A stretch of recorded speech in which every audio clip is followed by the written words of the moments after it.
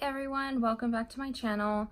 So today I'm going to talk to you guys about my pregnancy. This was a video that was highly anticipated. A lot of you wanted to hear about my pregnancy and how it went before and after, and just kind of like a little bit about my postpartum depression as well. So I found out I was pregnant about May of 2016, and when I found out I was pregnant, me and my boyfriend kind of got in panic mode. And not really, I wouldn't say panic mode. It was more so like, okay, now what's next? We didn't have that much time to prepare. We only have 9 months, And at the time that I found out I was pregnant, I had already been pregnant for a little bit. Not too much, maybe about 4 weeks or so. But we were kind of like, okay, now what do we do? And so my boyfriend's family was actually living in Tooele, Utah. And they were doing really good out there. So when he told his brother that, I was pregnant, his brother was like, hey, like, why don't you come out here and work in Utah? Everything was so much cheaper over there. And I feel like we would have just had less distractions as far as like spending money and going out and, just doing things a lot differently. So we decided to go to Utah, which wasn't easy for me because I was just used to being with my mom, like living with my mom since I was very little. And so I was always used to my mom. And so when I knew that I was going to be leaving to Utah to live, it was a really big problem for me. I was like, like this is going to be super hard, but I can't be selfish.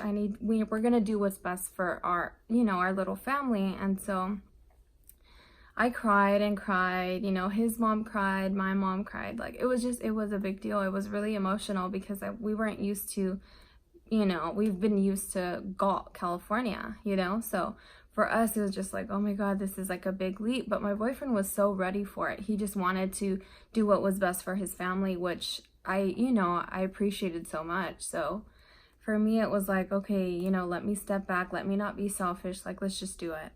So we go to Utah and he starts his job. He actually was able to get a job before we even got out there. So it was super helpful. So when we went out there, he started working. And so like I stayed at their house, by myself while he would work. And it was really emotional for me. I probably cried every day. I would call my mom like, oh my God, I can't do it. Like I'm ready to go back home. And she's like, Jess, like you're on day 3. And I was like, I can't do it. Like it's just really emotional. Like, and especially being by myself, pregnant, like I was just so sad. I wasn't with my family. I didn't have my friends. Like my friends were out here, so it was really emotional. Like it was a roller coaster for me. So when my boyfriend would be at work, I would text him like, babe, I'm so sad. Like I'm so depressed and I'm crying and crying. And so like literally like 2.5 weeks went by and he's just like, look, like this is super unhealthy for you and the baby. Like you can't be crying every day. So if you want to go back home, like, let's go home. And so like, that was like music to my ears, you guys. Like I was so happy that he was down to like do what was best for me. You know what I mean? Cause like, I was just so sad. Like, and that's not really good for the baby. I'm like carrying him. So if I'm emotional all the time, like, what do you think he's going through that stress also.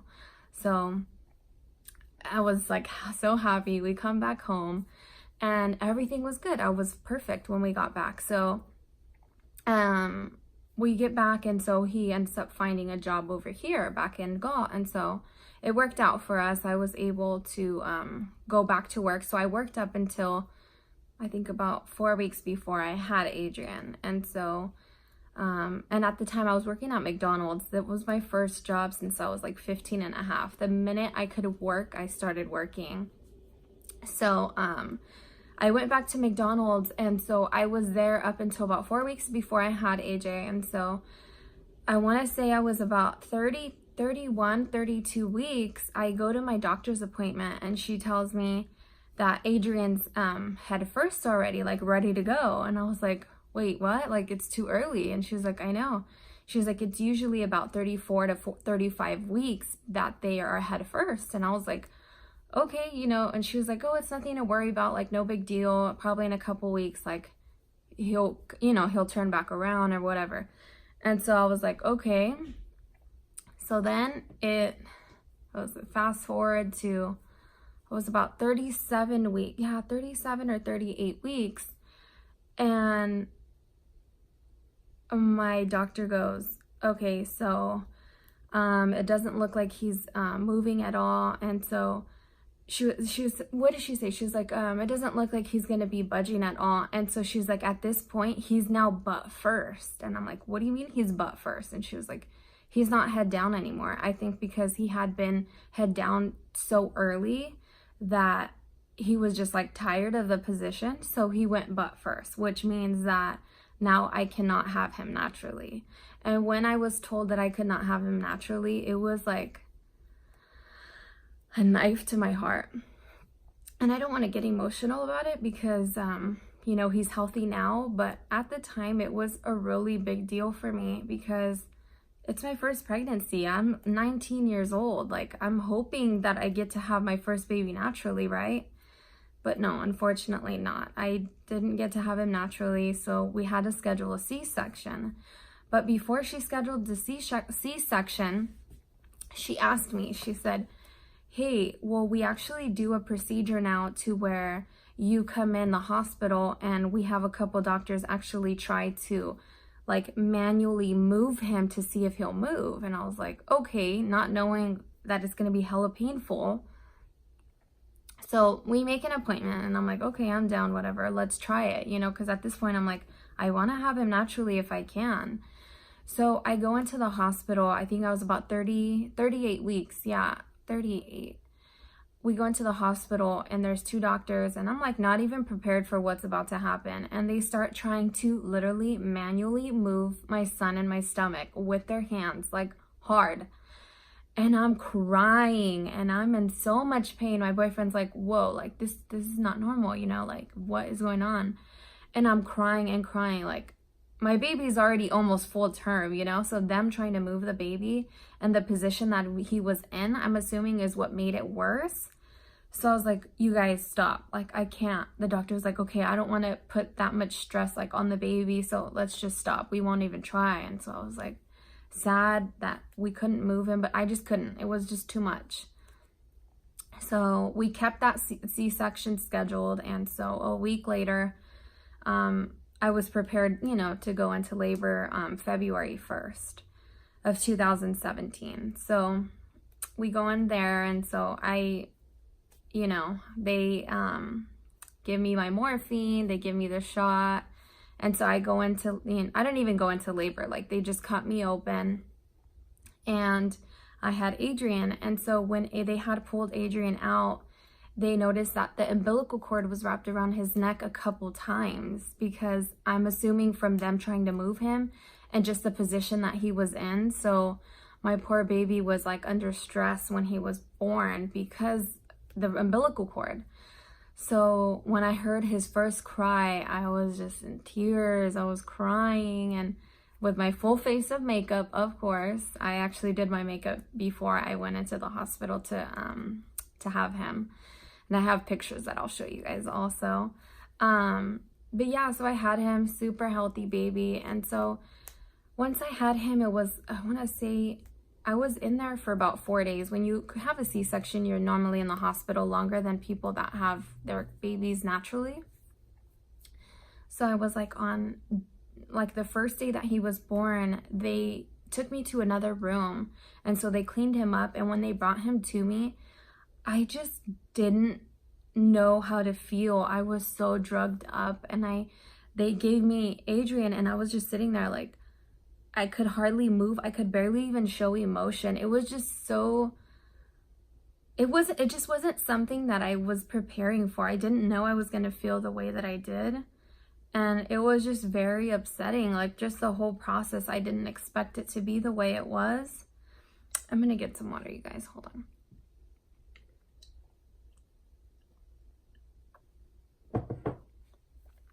I just expected everything to be super different, but unfortunately it was the way it was. And then not only on top of that, when I was finally put into the same room with AJ, he was having trouble latching on. I was obviously trying to breastfeed. He was having trouble latching on. And so they were like, well, you know, try pumping and try giving it to him. And so like I was pumping and pumping and pumping, you guys. And it just wasn't, he was not latching on. And so they were like, okay, they didn't really want me to give him a bottle or anything, but they were like, okay, like, let's try to put like a little, like a bottle nipple kind of, and put it on my breast to see if he would latch on. He was struggling and we couldn't figure out why. We were like, what is going on? And it wasn't about until like day 3 that the doctors were like, your son is tongue-tied. And I was like, what are you talking about? And they were like, his tongue was basically stuck underneath, like, you see this part? I don't know what it's called, but the thing that underneath your tongue, like, his tongue was stuck on the top and the bottom. So this part on the top, like under your lip, on the top and the bottom, he was tongue-tied. If you guys don't know what it is, like, look it up. Look it up on Google, like, you'll understand what I'm talking about. But it was like horrifying. It was awful. I was so sad that my son had to go through this. Like, we were trying to find like a specialist to come in and do it. We had one supposedly specialist that tried to come in and pull my son's tongue with her hands. And me and my boyfriend were not having it. We were so upset. We were like, get this lady out. Like, she does not know what she's doing. Trying to do it with her hands, like, instead of tools, like a professionalist would do it, you know? She was not professional at all. And so we were like, no, get her out. Like, we'll find somebody else that can do it for us. And so it was like day 4. And so we were still like struggling with latching on. So we take him, they finally like discharge us, and we come home. And so I think we came home on a Sunday, and the next day I'm like calling different specialists. At this point, I'm like, I don't even care if they're covered through my insurance. Like, I'm just gonna call everywhere to see if they can get my son's tongue-tied removed, both of them. And I'm like calling my doctor's office. Everyone's on vacation.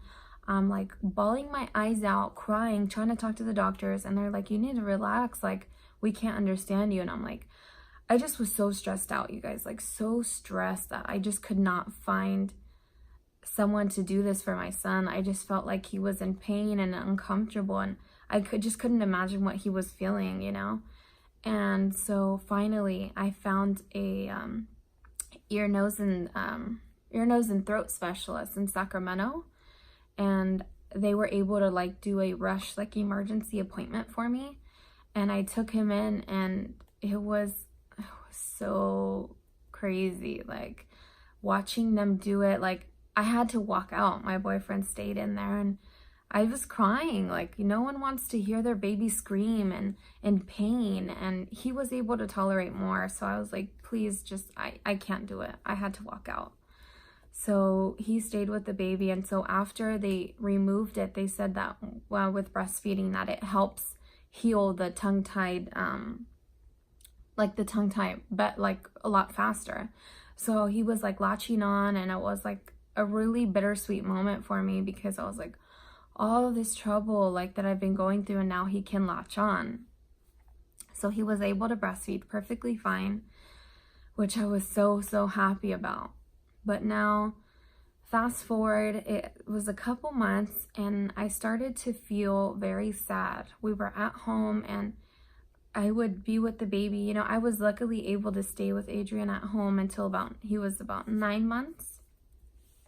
And so it was just very crazy, you guys. I was very sad all the time. Whenever he would take a nap, I would try to do like chores around the house, like, just to get my mind off of what I was feeling. And nothing seemed to work, like, nothing. I was going through something that I never even knew I would be going through. And I didn't understand. I was very, very emotional, very depressed. And I was just like, I just had my baby. Like, I should be happy. I should be enjoying this. And I wouldn't take pictures. I wasn't happy with what I saw in the mirror. I'd gained so much weight with Adrian, like eating carelessly. Like, I was just happy eating, you know, when I was pregnant. And so, like, I just wasn't happy within myself. I just felt like it was like a mental thing. And I was like, what's happening? Like, and so finally someone mentioned, I forget who I told, but someone mentioned like postpartum depression. And I'm like, what are you talking about? Like, no, I don't have that. And I looked it up and I'm like, wow, like a lot of these symptoms is what I have. Mine wasn't super extreme. Like there's people that actually have gone through postpartum depression with like suicidal thoughts and just crazy things like that. But I didn't get there. I'm thankfully very thankful that it never got that extreme. But I was very sad all the time. And I just didn't get it. I was like, I have so much support. I have my boyfriend, I have my mom, I have his family. I have so many people by my side. I have so much support. So why do I feel so sad? Why do I feel like this? And it wasn't until I was like, you know what? Like, do I have to go to a support group? Do I have to go see my doctor? Like, it just wasn't going away. It wasn't. And I was like, oh my God, I hope this doesn't last a long time. And it was up until he was about 6 or 7 months that it was finally like going away. And I was like, okay, like it's getting a little better. And so it was really hard for me to explain to people how I was feeling, because unless you've gone through postpartum depression, nobody understands. Nobody's ever going to understand you. No one's going to be like, oh, they're just going to be like, oh, it's okay. Like, don't worry. Like, you have me, or you have me, or you have this supporter, you know? No one's ever truly going to know what you feel. So if you ever feel alone, like, do what you need to do to get you better. Go to a support group. Go talk to people that are going through the same thing you are. I'm just thankful I didn't go through the extreme postpartum depression.